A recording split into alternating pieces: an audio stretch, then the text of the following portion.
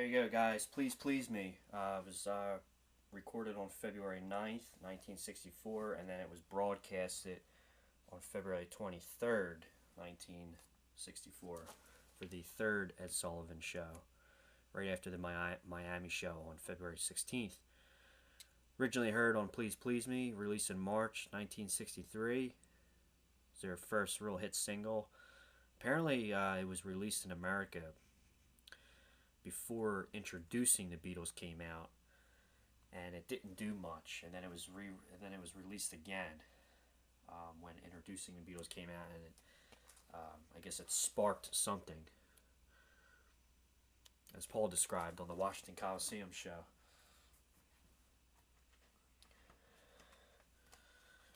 There goes the Beatles book here.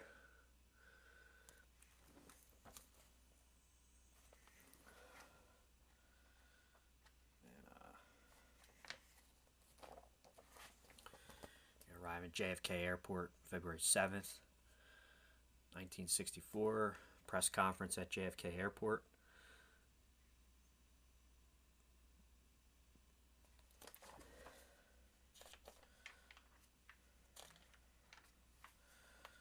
There you go. Ed Sullivan show. Great photos here.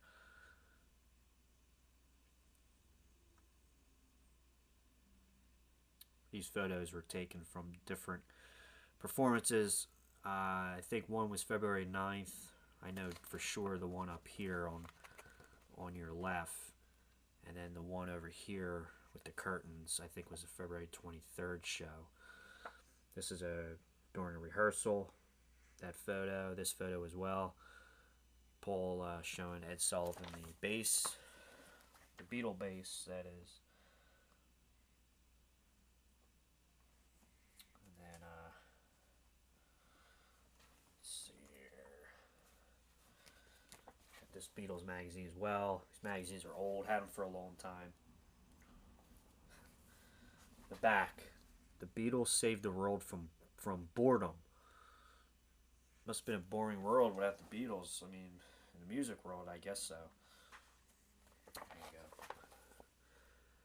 The Beatles in America.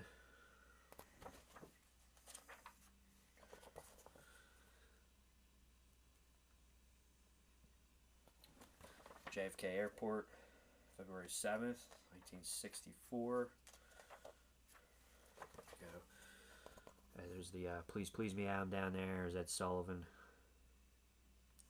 It's one of my favorite Beatles songs to play on, both on the drums and guitar.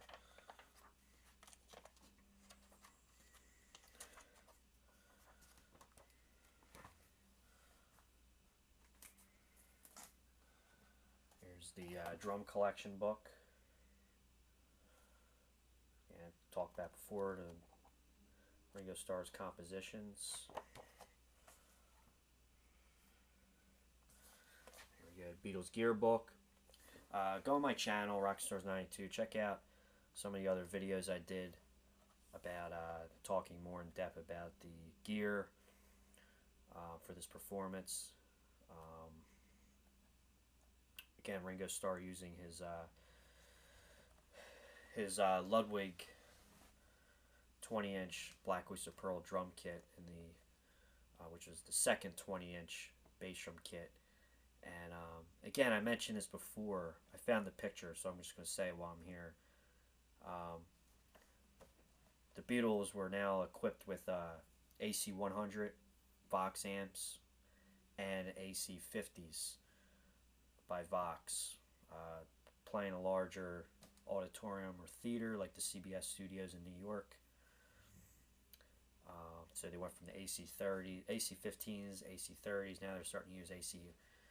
Paul was using an AC-100 bass amp with cabinet and matching head, and they were also using George and John were using Vox AC-50s.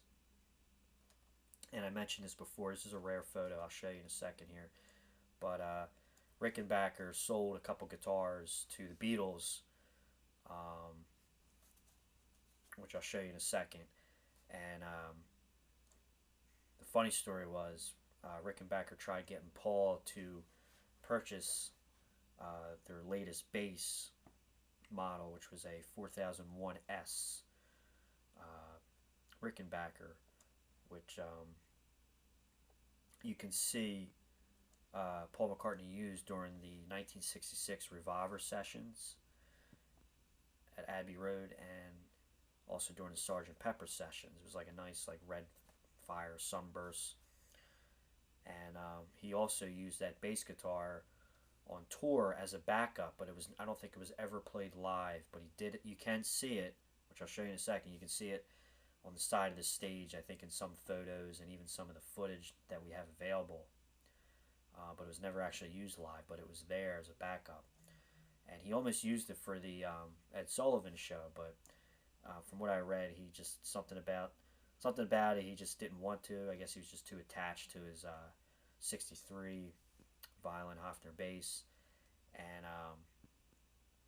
so it could have been very possible that the Ed Sullivan performance could have been Neil Aspinall filling in for George, who I don't even think knows how to play guitar. He just stood there. He's a road manager. They said, just stand there, hold the guitar, look pretty. I'd be embarrassed standing in front of 73,000 people. 73 million people, I'm sorry. Not even know how to play guitar. And not even a member of the Beatles. But, you know, like they say, the show must go on. But imagine the show with him, Neil, Ringo on the Ludwig White Marine Pearl kit used on the rehearsals. And imagine Paul on stage with a Rickenbacker 4001 or 4001S bass. It would have been pretty different, kind of mishmashy. And a different stage setup too, where you can see in some photos. I don't have any of them, but they're on the internet. Put Ed Sullivan rehearsals on Google Images, and there was like a black background, so the Beatles big and white. But here's a picture during the Beatles on a 1966 tour. Here's their one of their trusty roadies, Mal Evans, which I think I've talked about before. I think he would mod some of Paul's bass amps, if I'm not mistaken. He was a roadie, basically like their gear guy. And here he is, 1966, Mal Evans, putting some guitars on stage, and you can see there's the Rickenbacker 4001S bass as a backup, Paul McCartney's backup bass.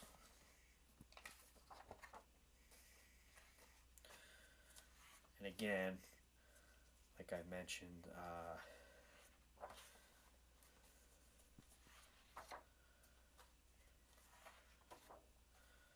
but Paul ended up using the Hofner trusty Hofner violin bass 63 instead, which turned out to be it was just meant to be, right?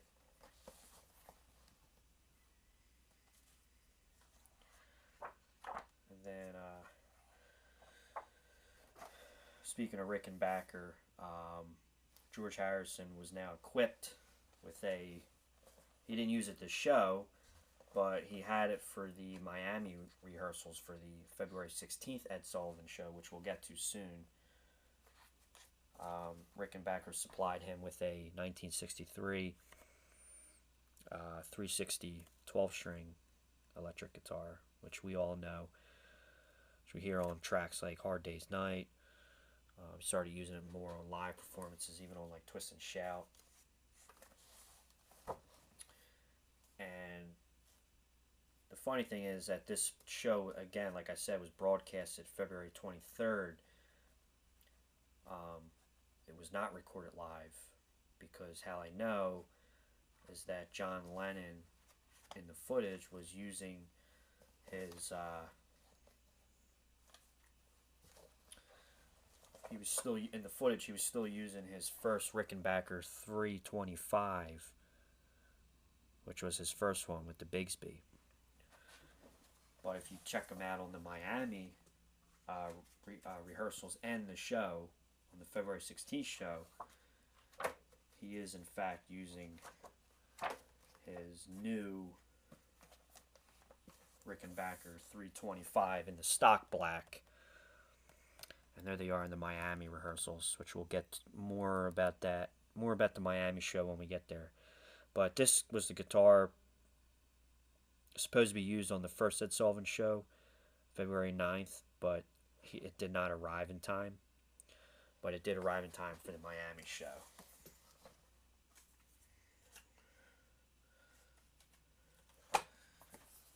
And that's all I got for you guys. I'll see you in the next video. Please subscribe to the channel. And again, there's the stock Ludwig head and drop T logo head number 2. Check out the description for more information. And I'm just going to keep rolling these songs out. I got one more drum song to do to complete the February 23rd Ed Sullivan appearance. So thanks again, guys. I'll see you in the next video. And signing out. Thanks.